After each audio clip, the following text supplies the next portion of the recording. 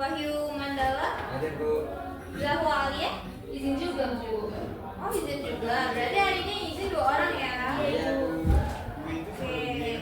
Sebelum kita mulai pembelajaran hari ini, tolong ketua kelasnya dipimpin ya doanya. Bu.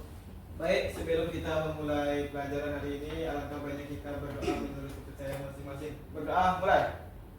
Beri salam. Assalamualaikum warahmatullahi wabarakatuh. Waalaikumsalam warahmatullahi wabarakatuh. Oke. Sebelum kita lanjut ke materi hari ini, ada yang ingat gak kemarin ngapain aja? Udah dapat apa aja kemarin? Kemarin disuruh nyari data kan ya? Iya Bu. Iya Bu. Udah pada siap datanya? Sudah Bu. Sudah Bu. Oke. Berarti sekarang kita menganalisis data. Hari ini kita bakalan belajar bagaimana data yang kita kumpulin saat mengambil data kemarin kita olah menjadi informasi yang lebih bermanfaat. Coba kalian bayangin, kalau misalnya kita punya daftar panjang jenis tumbuhan dan hewan yang ditemukan di taman sekolah, apa aja yang bisa kita lakuin dengan data ini? Hitung jumlahnya Bu. Betul sekali, menghitung jumlah adalah langkah pertama yang bagus. Tapi kita juga bisa melakukan lebih dari itu. Misalnya, kita bisa mengelompokkan data berdasarkan jenisnya. Siapa yang punya ide bagaimana kita bisa mengelompokkan data? Kita bisa kelompokkan berdasarkan ukurannya Bu. Misalnya tumbuhan kecil, sedang, dan besar. Nah, itu ide bagus juga tuh. Kita bisa mengelompokkan berdasarkan jenisnya, seperti pohon, semak, atau rumput. Lalu bagaimana kalau misalnya kita punyanya itu data hewan? Kita bisa Bu, kayak mengelompokkan berdasarkan jenisnya juga Bu. Gimana tuh? Kayaknya misalnya serangga, burung atau memali.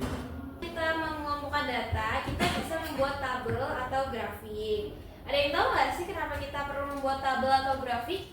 Saya Bu. Boleh Alia? Supaya lebih mudah dilihat Bu. Jadi kita bisa langsung tahu jenis apa yang paling banyak.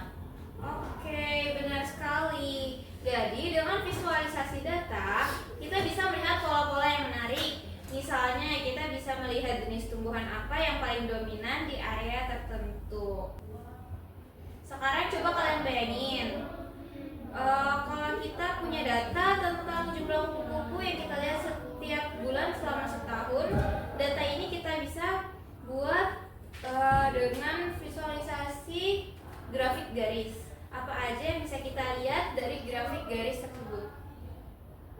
Kita bisa lihat bulan mana yang kupu-kupunya itu paling banyak Bu. Oke, betul Yustia. Jadi kita juga bisa melihat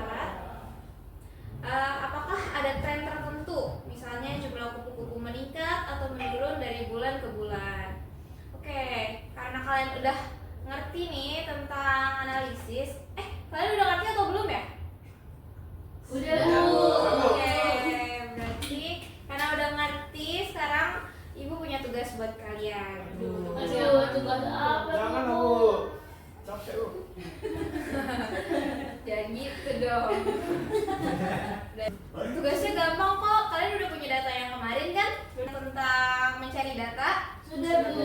Oke, tugasnya gampang nih sekarang. Kalian tinggal menganalisis data yang udah kalian temukan kemarin. Berapa lama Bu? Oke, waktu kalian Ibu kasih 5 menit cukup gak? Tambahin Aduh, Bu. tambah, Bu. Oke. 15 menit Bu. 7 menit ya. Ya boleh. Oke. Oke, jadi setelah ini kalian bakal langsung mempresentasikannya per kelompok. Oke Oke, Bu. Bu. Oke, dimulai dari sekarang ya. Baik Bu. Baik Bu.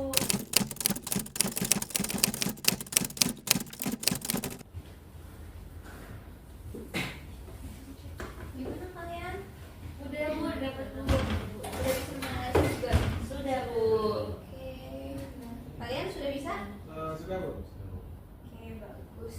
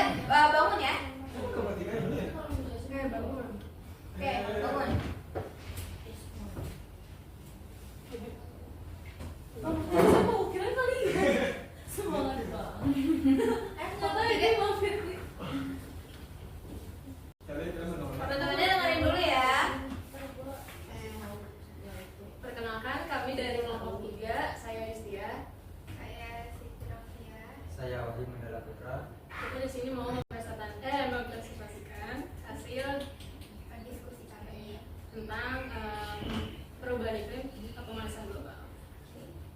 Nah, sekarang kita mau baca penyebab dari pemanasan global itu sendiri. Yang pertama, penyebabnya itu adanya pembakaran bahan bakar fosil. Yang kedua, adanya polusi sampah plastik. Yang ketiga, adanya produksi industri secara besar-besaran. Dan yang ketiga, dan yang keempat, ada deforestasi atau penanggulangan hutan. Selanjutnya ada dampak dari pemanasan global, yaitu yang pertama karena kenaikan suhu bumi yang menyebabkan cuaca dan panas yang ekstrim. Terus yang kedua pencairan es di kutub dan adanya kenaikan muka air laut. Yang ketiga karena terancamnya flora, fauna dan biodiversitas biota laut.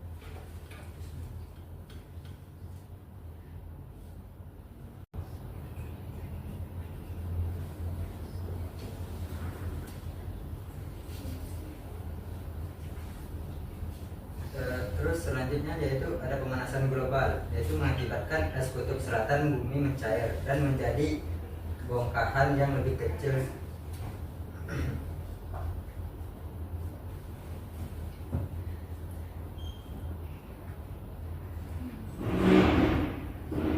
Terus yang akan terjadi jika kita abai dalam penanganan pemanasan global, itu bisa terjadi krisis pangan dan tingginya harga pangan karena tumbuhan sulit bertumbuh.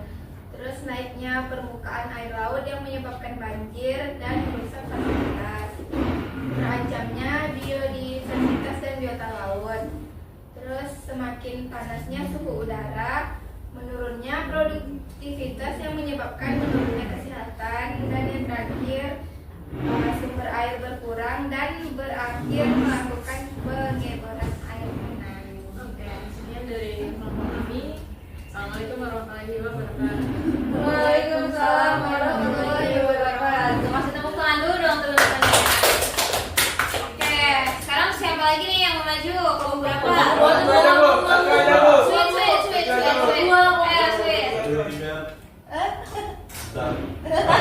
Oke. Kelompok 2 boleh maju ya? Kelompok 2 maju. Iya Bu, mau maju. Kita kelompok 1. Ya udah maju, boleh. Yori sama Namit deh yang maju.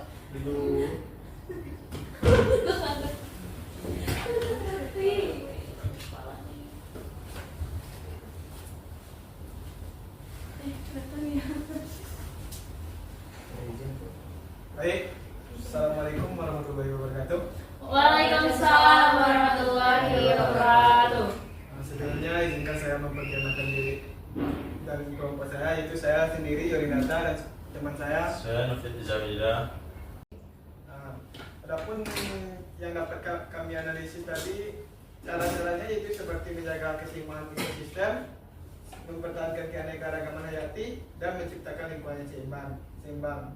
Nah, adapun aksi nyatanya seperti melaporkan aktivitas berkurang liar ke pihak berwenang serta dukung organisasi konservasi melalui donasi atau sukarelawan, dan edukasi diri dan orang lain tentang dampak pertukaran liar.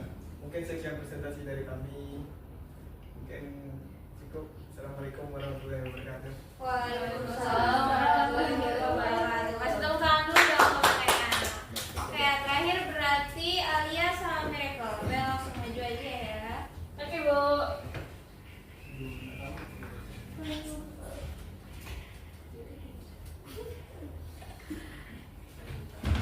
Ya, assalamualaikum warahmatullahi wabarakatuh.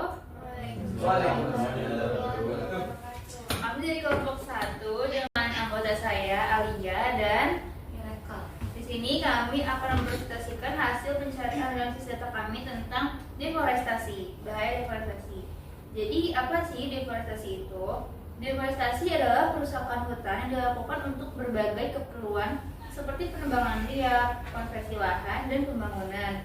Tidak hanya berdampak pada lingkungan, tetapi juga memiliki dampak negatif yang signifikan terhadap kehidupan sehari-hari manusia. Nah, setelah kita tahu pengertiannya, ada beberapa nih dampak negatif dari deforestasi itu sendiri. Yang pertama itu adalah memicu bencana alam kayak seperti banjir, tanah longsor, dan lain-lain. Yang kedua itu kayak meningkatnya gas emisi rumah kaca. Yang ketiga hilangnya sumber air bersih. Yang keempat penurunan kualitas udara. Yang kelima membuat bumi menjadi tambah panas. Dan yang keenam adalah masyarakat adat kehilangan tempat tinggalnya. Nah, mungkin dari kita sekian begitu saja, Bu. Terima kasih semuanya. Terima kasih. Iya.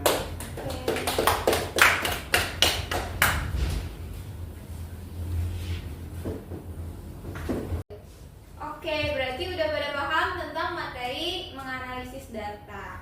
Sekarang, Ibu mau tanya, ada yang tahu nggak sih apa itu menganalisis data? Saya, Bu. Boleh, Miracle? Jadi analisis data itu adalah proses pengumpulan, pengorganisasian, dan interpretasi data untuk menemukan informasi yang berguna, pola atau hubungan, Bu. Oke, betul sekali. Kalau misalnya tujuan menganalisis, So, boleh dong, Fit?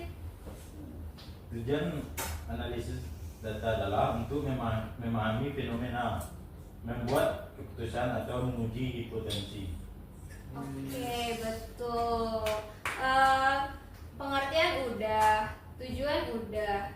Lalu bagaimana dengan langkah-langkah menganalisis? Oke, boleh Via.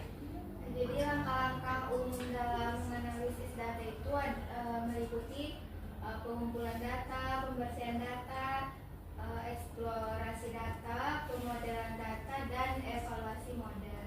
Oke, betul. Dan yang terakhir, hasil analisisnya itu dapat berupa apa? Dapat berupa apa aja? Dalam bentuk apa? Saya, Bu. Oke, Jadi Alia. hasil analisis data ini dapat disajikan dalam berbagai bentuk, Bu, seperti tabel, grafik, atau visualisasi lainnya, Bu. Oke, jadi kesimpulan materi kita hari ini, analisis data dalam keanekaragaman hayati itu dapat digunakan untuk memahami distribusi spesies, pola keragaman, dan pengaruh faktor lingkungan terhadap keanekaragaman hayati. Sampai sini ada yang mau ditanyakan tentang materi hari ini? Tidak ada, Bu. Cukup, Bu. Oke, berarti pelajaran hari ini sudah selesai. Boleh ketua kelas dipimpin kembali untuk doa penutup. Baik, sebelum kita balik ke rumah masing-masing, karena kalau ini kita membacakan hamdalah. Alhamdulillah.